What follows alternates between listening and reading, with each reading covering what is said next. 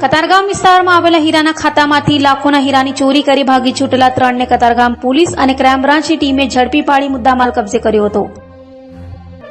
Katargam police પાસેથી મળતી માહિતી મુજબ પરેશ ઝવેરીએ નોંધાવેલી ફરિયાદમાં જણાવ્યું હતું કે કતારગામ ઝેરામ મોરારની વાડીમાં તેઓનું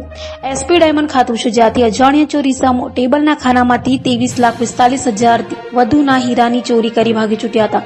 આ મામલે કતારગામ પોલીસ સાથે ક્રાઇમ બ્રાન્ચની ટીમ પણ તપાસમાં જોડાઈ હતી અને તપાસ કરી રહેલી ટીમોએ 3 રૂઢા ચોરો જીતેન્દ્ર કુમાર ઉર્ફે જીતુ નરસિંહ ચૌધરી, યોગેશ કુમાર ઉર્ફે ચકોર રાયમલ ચૌધરી અને મેહુલ હસાભાઈ ચૌધરીને ઝડપી પાડી તમામ ચોરાયેલ મુદ્દામાલ કબજે કર્યો હતો અને તમામ વિરુદ્ધ કાયદેસરની કાર્યવાહી હાથ ધરી હતી. 16 જૂન 2025ના રોજ કતારગામ ઝેરામ મોરારની વાડી વિસ્તારમાં આવેલ એસપી ડાયમંડ નામના ખાતામાંથી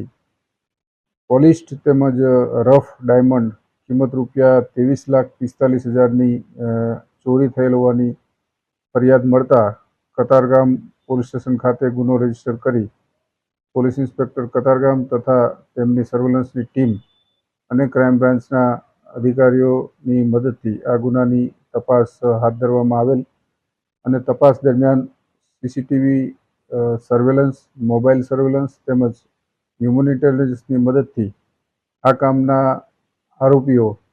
બનાસકાંઠા જિલ્લામાં હોવાની મળેલ માહિતી આધારે સ્થાનિક પોલીસની મદદથી આરોપી જીતેન્દ્ર ચૌધરી તથા અન્ય 2